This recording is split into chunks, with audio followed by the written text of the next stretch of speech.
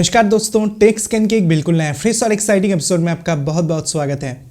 आज के इस वीडियो के अंदर मैं वोडाफोन आइडिया कंपनी यानी वीआई कंपनी के बारे में बातचीत करने वाला हूँ। आपको पता है वोडाफोन आइडिया कंपनी का 1/3 हिस्सा जो है वो गवर्नमेंट यहाँ पर लेने वाला है। तो इसके लिए जो प्रोसीजर क्या होने वाला है, मतलब वोडाफोन आइडिया कंपनी के अंदर चल क्या रहा है, पूरा डिटेल्स इस वीडियो के अंदर मैं आपको बताऊंगा। और इससे वीआई कंपनी को काफ़ी ज़्यादा अमाउंट ऑफ फायदा भी होने वाला है। तो क्या कुछ फायदे यहाँ पर वीआई कंपनी को होने वाला है, पूरा डिटेल्स इस वीडियो के अंदर एनालिसिस करके मैं आपको बताऊंगा। तो अगर आप एक वोडाफोन आइडिया यानी वीआई कंपनी के ग्राहक है तो वीडियो को बिल्कुल भी मिस मत कीजिए। चलिए वीडियो को शुरू करते हैं। आशा करते हैं वीडियो जो आपको काफ़ी पसंद आने वाला है।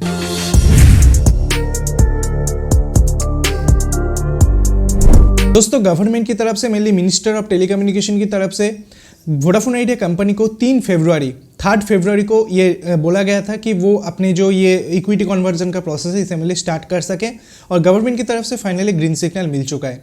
तो ग्रीन सिग्नल मिलने के साथ साथ ही वोडाफोन आइडिया कंपनी की तरफ से उनका जो काम है वो यहाँ पर स्टार्ट कर दिया गया है। और फाइनली 7 फरवरी को वोडाफोन आइडिया स्टॉक एक्सचेंज को ये इन्फॉर्म किया है कि ऑलमोस्ट 1613 करोड़ 31,84,899 शेयर्स का जो कन्वर्सन प्रोसेस है उसे यहाँ पर चालू किया जाए, और हर शेयर का प्राइस यहाँ पर 10 रुपए करके किया जाए। तो यहाँ पर department of investment and public asset management Deepam की तरफ से, मोर स्पेसिफिकली अगर मैं बताऊं, दीपम की तरफ से मेनली इतने सारे शेयर्स को इशू कर दिया गया है वोडाफोन आइडिया कंपनी को, जो मेनली गवर्नमेंट लेने वाले हैं। जिसके बाद वोडाफोन आइडिया कंपनी का 33.44% स्टेक जो है वो गवर्नमेंट का यहाँ पर हो जाएंगे। इसका मतलब वोडाफोन आइडिया कंपनी का नाम है, उनके जो स्टेक होल्डर्स है मतलब प्रोमोटर्स कंपनी है वोडाफोन ग्रुप और आइडिया ग्रुप, लेकिन उनके individual shares amount VI company के अंदर जो है गवर्नमेंट का शेयर्स अमाउंट सबसे ज़्यादा है।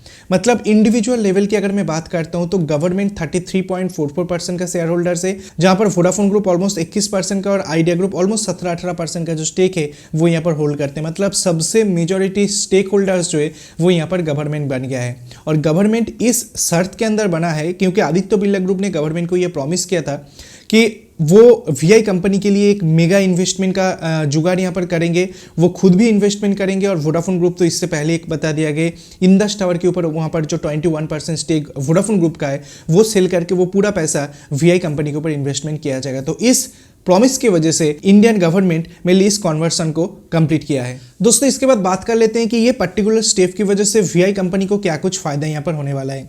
देखिए, अभी गवर्नमेंट का मेजॉरिटी हिस्सादारी है वोडाफोन आइडिया कंपनी के ऊपर, तो इससे काफ़ी सारे फायदा वीआई कंपनी को होने वाला है। नंबर 1, वो फ्रेश इन्वेस्टर्स का जुगाड़ यहाँ पर कर सकते हैं, मतलब जो प्राइवेट इन्वेस्टर्स है उसका जुगाड़ यहाँ पर कर सकते हैं। क्योंकि देखिए 2021 साल के अंदर जब टेलीकॉम सेगमेंट के लिए रिवाइवल पैकेज दिया गया था तब 100% एफडीआई को खोला गया था टेलीकॉम सेगमेंट के लिए। इसका मतलब फॉरेन डायरेक्ट इन्वेस्टमेंट 100% हो सकते हैं वोडाफोन आइडिया कंपनी के ऊपर। तो इसका फायदा जो है वो मेनली आदित्य बिरला ग्रुप लेना चाहते हैं।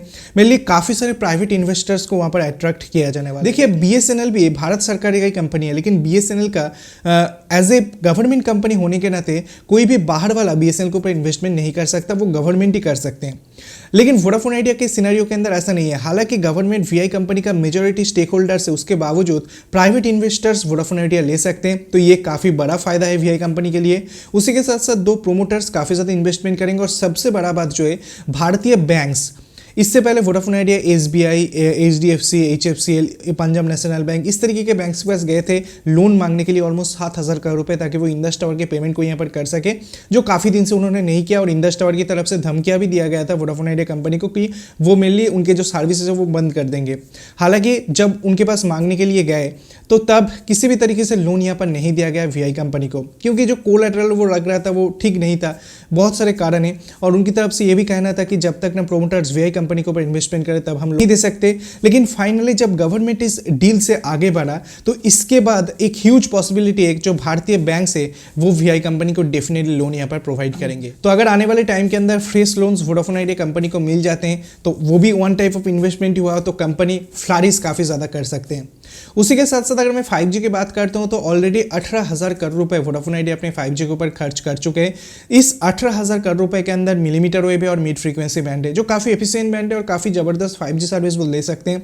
तो वोडाफोन आइडिया की तरफ से इससे पहले ही बताया गया था कि जब तक उन्हें फ्रेश इन्वेस्टमेंट मिले तब तक वो 5G का काम शुरू नहीं करेंगे। लेकिन जब ये कन्वर्सन का प्रोसीजर कंप्लीट हो गया उसके बाद वोडाफोन आइडिया कंपनी की तरफ से ऑफिशियली ये बताया गया है कि न्यू दिल्ली के अंदर वोडाफोन आइडिया अपने 5G का काम यहाँ पर कर रहा है। उसी के साथ साथ मोटोरोला जो कंपनी कंपनी है वो अपने मोबाइल फोन के साथ वोडाफोन आइडिया के जो 5G उसका टेस्टिंग यहाँ पर चल रहा है। मतलब सबसे बढ़िया कंफर्टेबल वोडाफोन आइडिया 5G का फोन होने वाला है मोटोरोला के फोन्स, जो टेस्टिंग अभी चल रहा है और आने वाले टाइम के अंदर बाकी जो ब्रांड है वो भी वोडाफोन आइडिया के साथ पार्टनरशिप यहाँ पर कर लेंगे। लेकिन कितना जल्दी वी कंपनी डिप्लॉय कर पाते हैं वो देखने वाली बात है।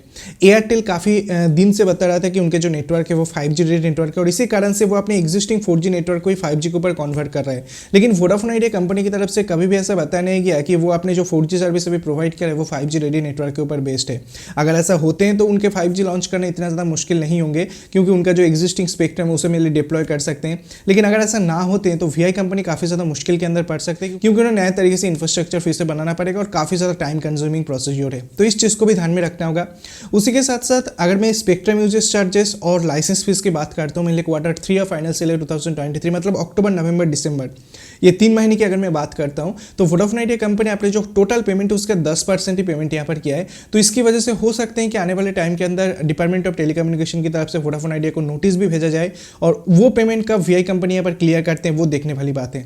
लेकिन ओवरऑल अगर मैं सिनेरियो की बात करता हूँ तो गवर्नमेंट हो चुका है 33.44% का मालिक, सबसे ज़्यादा स्टेक होल्डर्स, और इस प्रॉमिस के ऊपर हुआ है आदित्य बिरला ग्रुप की तरफ से कि वो huge amount of investment Vodafone idea के लिए जुगाड़ करेंगे और वोडाफोन आइडिया कंपनी को फाइनली बचाया जाएगा। जी हाँ दोस्तों, ये सबसे बड़ी बात है कि वोडाफोन आइडिया कंपनी बचने वाले हैं। ऐसा बिल्कुल भी पॉसिबल नहीं है कि कंपनी इसके बाद भी बंद हो जाए, क्योंकि जब गवर्नमेंट के इंटरफेरेंस यहाँ पर आ जाती है तो कुछ ना कुछ तरीके से कंपनी बचेंगे। और गवर्नमेंट भी चाहते हैं कि 3 प्राइवेट टेलीकॉम कंपनी और 1 पब्लिक टेलीकॉम कंपनी रहे इंडिया के अंदर, क्योंकि इतने बड़े देश को कवर करना 2 टेलीकॉम कंपनी के लिए बिल्कुल भी पॉसिबल नहीं है। और 2 टेलीकॉम कंपनी डुओपोली भी स्टार्ट कर सकते हैं, जो बहुत ज़्यादा हार्मफुल होने वाला है हम आप जैसे नॉर्मल ग्राहक है उनके लिए। और वोडाफोन आइडिया गवर्नमेंट कंपनी होने के नाते एक आशा यही किया जा रहा है कि नेक्स्ट टाइम के लिए जो 5G के प्लान्स आएंगे या 4G के प्लान्स आएंगे उसके अंदर हमें ज़्यादा प्राइस हाइक देखने के लिए भी नहीं मिलेंगे, क्योंकि गवर्नमेंट का ये भी मोटो है कि सबसे कम प्राइस के अंदर बेटर सर्विस प्रोवाइड करा, जिस तरीके से BSNL आगे बढ़ाया जा रहा है। और ये भी हो सकता है BSNL को जिस तरीके से इंडिजीनियस वजह से अपने 4G 5G को लॉन्च करने के लिए बोला गया है, कुछ साल बाद हो सकते हैं कि वोडाफोन आइडिया कंपनी को भी ये कंपेल किया जाए कि वो भी जो इक्विपमेंट्स को यहाँ पर सप्लाई करे, इक्विपमेंट्स को यहाँ पर ले, वो मेनली भारत के अंदर बना हुआ जो इंडियन मैन्युफैक्चरिंग कंपनी है उनके पास से लिया जाए, ये कंपेल करे। क्योंकि प्राइवेट टेलीकॉम कंपनी को ऐसा कोई चीज़ नहीं है कि उन्हें भारत के बनाया हुआ टेलीकॉम इक्विपमेंट्स यूज़ करना होगा। लेकिन हो सकते हैं कि बाद में वोडाफोन आइडिया कंपनी को भी ये प्रेशराइज किया जाए, वो बाद की बात है। लेकिन अभी के टाइम के अंदर आप ये निश्चिंत हो जाओ कि वी कंपनी का कोई दिक्कत नहीं है, वो कंपनी आने वाले टाइम के अंदर बहुत ही बढ़िया तरीके से चलने वाले हैं।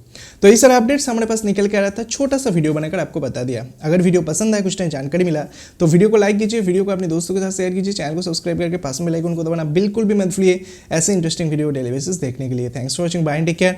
आपसे मुलाकात होगी ऐसी कोई नए वीडियो के साथ, तब तक के लिए दोस्तों अपना ख्याल रखिएगा।